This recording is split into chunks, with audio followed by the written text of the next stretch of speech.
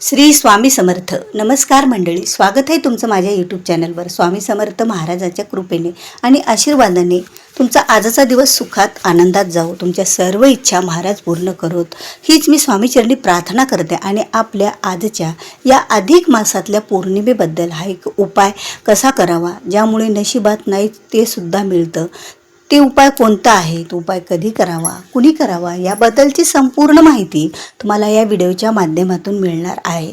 त्यामुळे व्हिडिओ हा स्किप न करता शेवटपर्यंत पहा आणि चॅनलवर नवीन असाल तर चॅनलला सबस्क्राईब करायला विसरू नका. कारण जेव्हा केव्हा मी असे नवीन आणि माहितीपूर्ण व्हिडिओ माझ्या चॅनलवर अपलोड करते त्याचं नोटिफिकेशन हे तुम्हाला अगोदर मिळेल आणि तुम्ही माझा एकही व्हिडिओ हा मिस करणार नाही आहेत. तर अधिक मासातील जी पौर्णिमा आलेली आहे ती म्हणजे 30 मे ते 31 मे अशी 2 दिवसाची पौर्णिमा आहे. 30 मेला सकाळी 11:58 पौर्णिमेला सुरुवात होणार आहे. तर 31 मेला 2:15 ही पौर्णिमा असणार आहे. तर ह्या एवढ्या वेळेमध्ये आपल्याला हा एक उपाय करायचा आहे. कारण पौर्णिमेला केलेले उपाय हे कधीही वायाला जात नाहीत. आणि तशात अधिक मासातली पौर्णिमा ही सर्वश्रेष्ठ पौर्णिमा मानली जाते. कारण पौर्णिमा हा दिवस श्री विष्णू आणि माता लक्ष्मी यांना समर्पित असतो. म्हणून तर बरेच भक्त या पौर्णिमेला सत्यनारायण पूजा देखील करत असतात. पण जो कोणी सत्यनारायण पूजा सुद्धा करत नसेल, फक्त श्री विष्णूंची जरी भक्ती केली, माता लक्ष्मीची जरी एखादा उपाय आणि पूजा केला, तरीही आपल्या घराचं, आपल्या कुटुंबाचं कल्याण हे होत असतं. पण अधिक महिन्यातील पौर्णिमा ही पुरुषोत्तम पौर्णिमा म्हणून ओळखली जाते. कारण पुरुषोत्तम मास सुरू आहे, अधिकचा मास सुरू आहे, धोंड्याचा महिना म्हणजे मास देखील म्हटलं जातं. म्हणजे या महिन्यामध्ये जेवढे काही आपण उपाय करूत, आपल्या जीवनातल्या अडचणी तेवढ्या प्रमाणामध्ये दूर होत असतात. आणि श्रीविष्णूंना समर्पित हा महिना आणि पौर्णिमासुद्धा श्रीविष्णूंना समर्पित. आणि आपले श्री स्वामी समर्थ महाराज ब्रह्मांड नायक हे तर ब्रह्मा, विष्णू आणि महेश या तिन्हींचा अवतार असलेले आहेत. आणि यांचा निवास कुठे राहत असतो बरं सगळ्यात जास्त, ते म्हणजे औदुंबराच्या झाडाखाली. औदुंबराच्या झाडाखाली श्री स्वामी समर्थ महाराजांचा निवास, दत्त महाराजांचा निवास आणि त्याचबरोबर श्रीपाद श्री वल्लभ हे सुद्धा त्याच झाडाखाली बसलेले असतात. कारण त्यांनी गुरुचरित्रातल्या शेवटच्या अध्यायात सांगितलेला आहे की जो कोणी औदुंबराची सेवा करेल, पूजा करेल, मी त्याच्यावर प्रसन्न होईल, त्याच्या सर्व इच्छा मनोकामना पूर्ण करेल आणि नशिबात नाही ते सुद्धा त्यांना मिळेल, असं साक्षात श्रीपाद वल्लभांनी म्हणजे गुरुचरित्रात याचं वर्णन आलेलं आहे. तर यामुळेच तर आपण औदुंबराच्या झाडाखाली हा एक उपाय करायचा आहे. उपाय अगदी सोपा आहे, सहज कोणीही करू शकेल. कारण हा जो महिना आहे, हा महिना दीपदानाला खरंच खूप महत्त्व असतं. जसं की गंगेमध्ये स्नान करावं, दीपदान करावं, ब्राह्मणाला दान द्यावं, एखाद्या तीर्थस्नानावर जाऊन स्नान करावं गंगेमध्ये.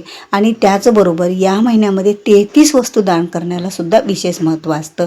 मग 33 सुवासिनीला दान करा, काही ब्राह्मणांना दान करा आणि जावाई आणि लेकीला सुद्धा वाण द्या. अधिक मासात हे सुद्धा खूप मोठं पुण्य मानलं जातं. जावयाला आणि लेकीला श्री विष्णू आणि माता लक्ष्मीचं स्वरूप समजून त्यांची आपल्या घरामध्ये त्यांचं स्वागत करून त्यांना जर अधिक मासात काही दान केलं तर हेही पुण्य मोठंच मानलं जात असतं. पण त्याचबरोबर आपले जे श्री स्वामी समर्थ महाराज, दत्त महाराज यांचा निवास ज्या झाडाखाली असतो त्या झाडाखाली उपाय केल्यास तर आपली पूर्ण दरिद्रता, गरिबीसुद्धा नाहीशी होते. आणि जे मागाल ते स्वामी देतात आणि नशिबात नाही ते सुद्धा मिळत असतं. म्हणून तर अधिक मासातली पौर्णिमा ही फार विशेष पौर्णिमा मानली जाते. या पौर्णिमेच्या दिवशी आपल्याला हा एक उपाय करायचा आहे. आता उपाय करण्यासाठी आपण आपल्या घरातील जर महिलेने म्हणजे जी महिला घरातील मोठी आहे, सर्वात मोठी जी महिला आहे, जिच्यावर सर्व घर सांभाळलं जातं, स्त्रीने जर हा उपाय केला तर याचा फायदा सर्व कुटुंबातील व्यक्तीला होत असतो. पण तिला काही अडचण असेल, कोणत्या कारणाने तुमच्या जवळपास जर एखादं औदुंबराचं म्हणजेच उंबराचं झाड असेल, तिथे जाऊन हा उपाय करायचा आहे. त्या महिलेला जाणं शक्य नसेल तर घरातील पुरुषांनी सुद्धा जरी तिथे जाऊन हा उपाय केला तरीही याचं फळ आपल्याला मिळतच असतं.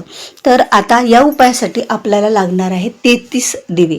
आता 33 दिवे असे घ्या किंवा तुम्ही कणकीचे त्याच्यामध्ये हळद टाकून 33 दिवे बनवले तरीही चालतील, किंवा पणतीचे 33 दिवे, आणि ज्याला शक्य असतील त्यांनी तांब्याची सुद्धा पणती सारखे असलेले 33 दिवे जरी घेतले तरीही चालतील. आता आपल्या कुवतीनुसार जे काही मिळेल तशा प्रमाणाचे दिवे घ्यावे. ते दिवे स्वच्छ करून पुसून घ्यावे. नंतर त्या दिव्यामध्ये आपल्याला फुलवात, आता तुम्हाला सर्वांनाच फुलवात माहीत आहे, जी तुपामध्ये भिजवतात गोलवात, ती गोलवात घालायची आहे सर्व दिव्यांना. आता 33 दिव्यामध्ये 33 फुलवाती टाकायच्या आहेत, म्हणजे प्रत्येक दिव्यात एक फुलवात. नंतर त्या दिव्याला हळदी कुंकू लावावं आणि एका ताटात भरून ते दिवे तिथे समोर घेऊन जावे. कुठे? औदुंबराच्या झाडाखाली.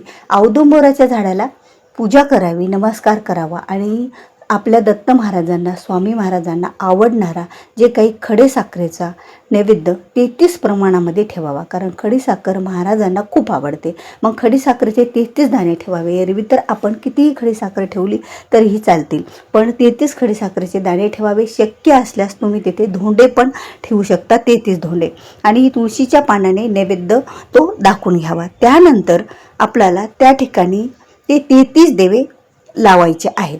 आता 33 दिवे हातात घ्यावे, खाली ठेवावे, त्याच्या खाली मंडल काढावं चौकन, आणि नंतर ते 33 दिवे लावावे. 33 दिवे लावताना दिगंबरा दिगंबरा श्रीपाद वल्लभ दिगंबरा असा मंत्र म्हणत म्हणत कुणाशीही न बोलता 33 दिवे प्रज्वलित त्या झाडाखाली करावे.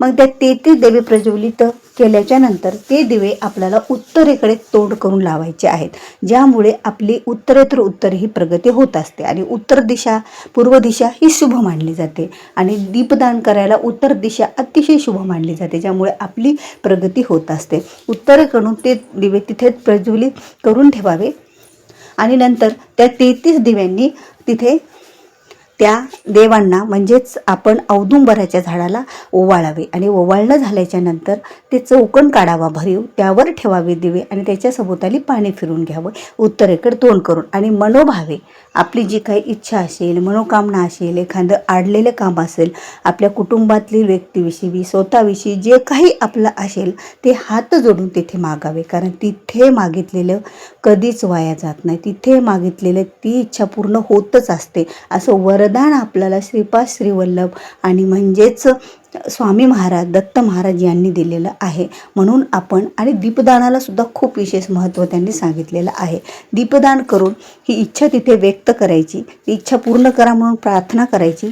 नंतर तुम्हाला शक्य असल्यास त्या झाडाला 33 प्रदक्षिणा घालाव्या, कारण या महिन्यामध्ये 33 संख्येला अतिशय असं महत्त्व आहे. आणि हे एक पूजनीय झाड आहे आणि श्रीपाद श्रीवल्लभांचा निवास असलेलं झाड आहे. त्यामुळे निश्चितच आपल्या इच्छा, आकांक्षा, मनोकामना जे काही असेल ते पूर्ण झाल्याशिवाय राहणार नाही. म्हणून अधिक मासातल्या पौर्णिमेला मग हा उपाय तुम्ही जोपर्यंत पौर्णिमा आहे, म्हणजे रविवारी दुपारी 2:15 आणि शनिवारी 11:58 म्हणजे 30 आणि 31 मे 2026 या वेळेमध्ये आपण जर केला तर खरंच आपल्या इच्छा, आकांक्षा, मनोकामना जे मागाल ते स्वामी देतील नशिबात.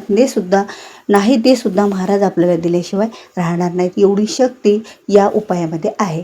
तर तुम्हाला हा व्हिडिओ आवडला असेल तर व्हिडिओला लाईक करा, शेअर करा. चॅनलवर नवीन असाल तर सबस्क्राईब करायला विसरू नका. तर भेटूया असाच एक नवीन आणि महत्त्वाचा माहितीपूर्ण व्हिडिओ घेऊन. तोपर्यंत सर्वांना श्री स्वामी समर्थ.